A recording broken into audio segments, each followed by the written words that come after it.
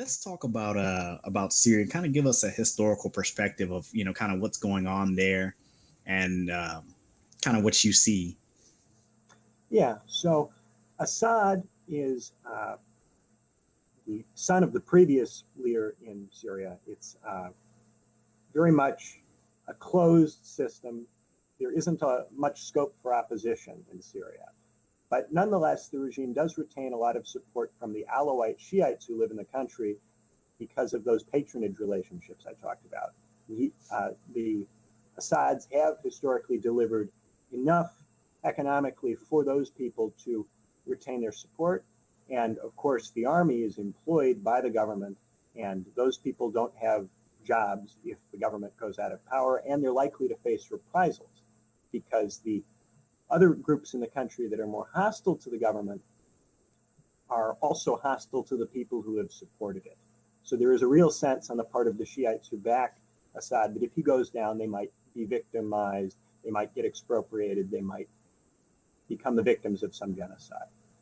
The Sunni population in the country doesn't like Assad very much and has been supported in its efforts to overthrow him by Saudi Arabia and other Sunni power brokers in the region. Assad, for his part, has aligned very closely with the Iranians, who are also Shiite and consequently have a bit of a cultural rapport with the Shiites who live in Syria and back then. So during the Arab Spring, a lot of challenges arose. A lot of groups of people in the Middle East were looking to democratize, and some of those groups were looking to radicalize and make regime types that were more overtly Muslim. The Assad regime, while it has some affinity for the Shiites, is not overtly religious in the way that, say, the Iranian regime is. It's still relatively secularized. So there are two kind of general groups that want to kick him out.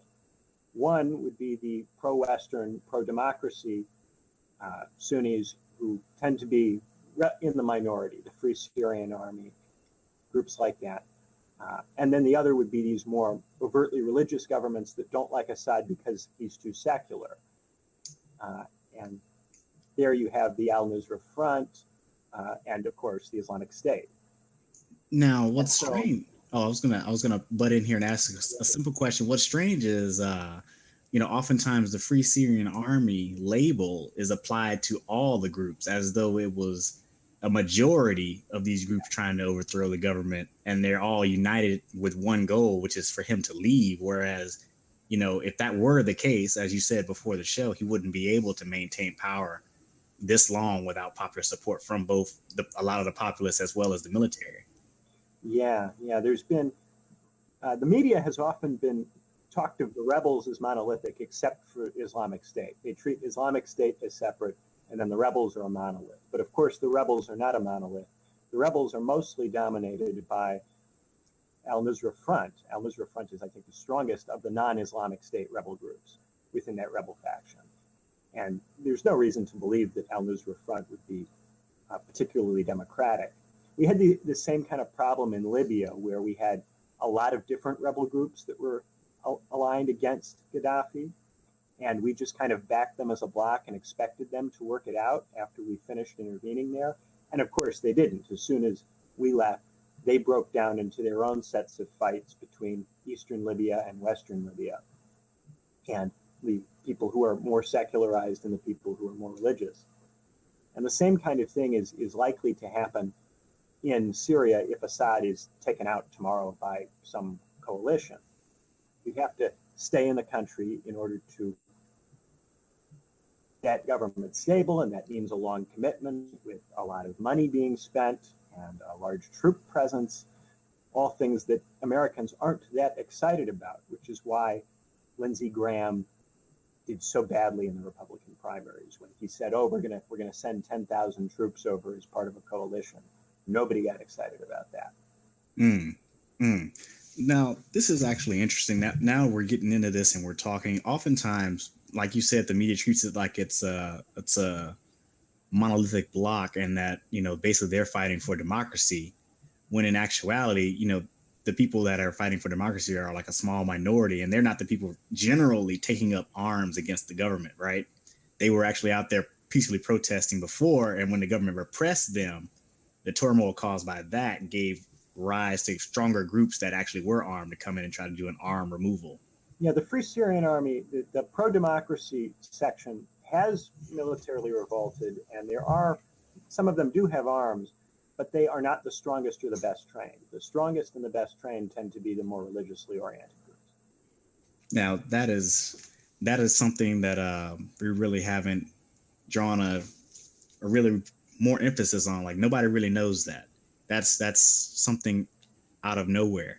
Now, it is true that we don't really talk about the details of it. It's just, when we talk about it in the media, it's just ISIS and Assad are bad, and we need to get rid of both of them. That's the narrative.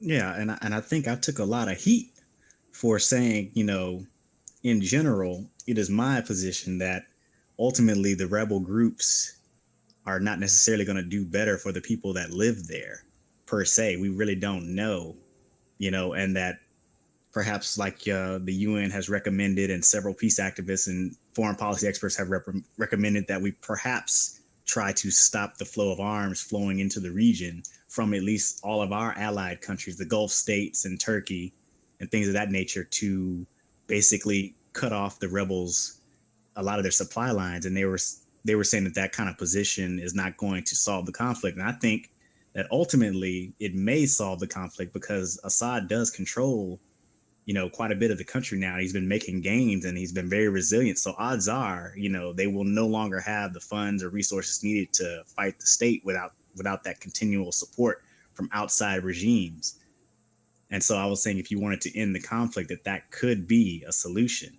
And everyone just that just blew their mind. They're like, no, that's wrong, and you know, that's not a moral question or something of that nature. What do you think?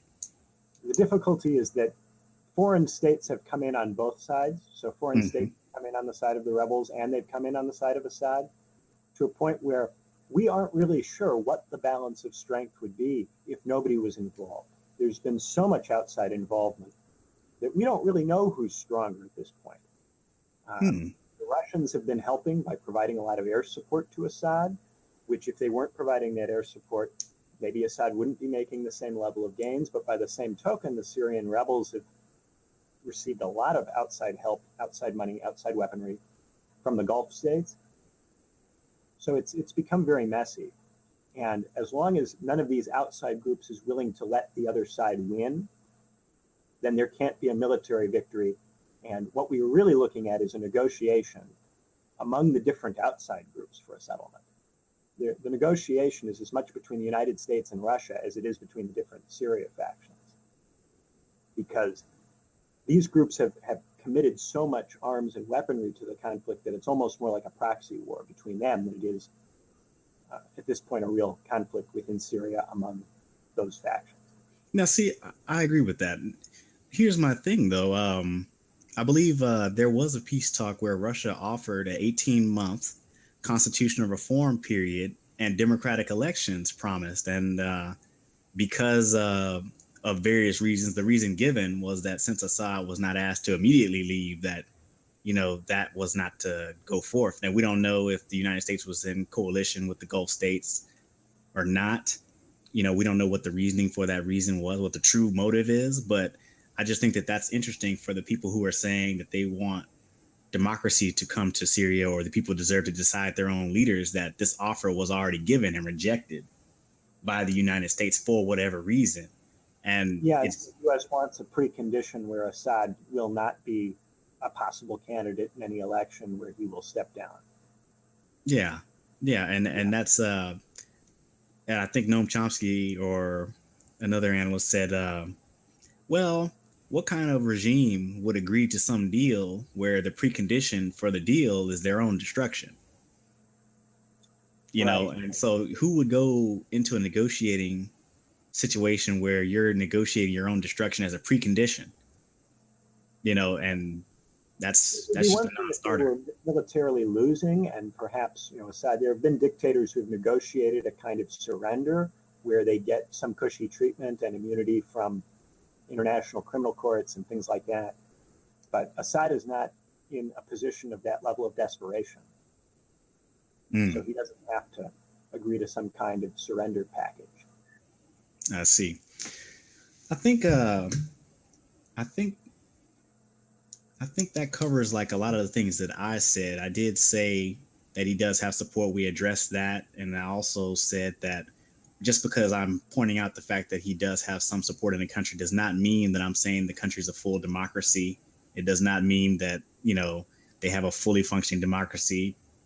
That's not what I said. I just said he does have popular support there from people. And, when we're looking at dictators, if we're just saying, well, he's a dictator, we should take him out. There are tons of dictators all around the world. So what's specifically special about Syria?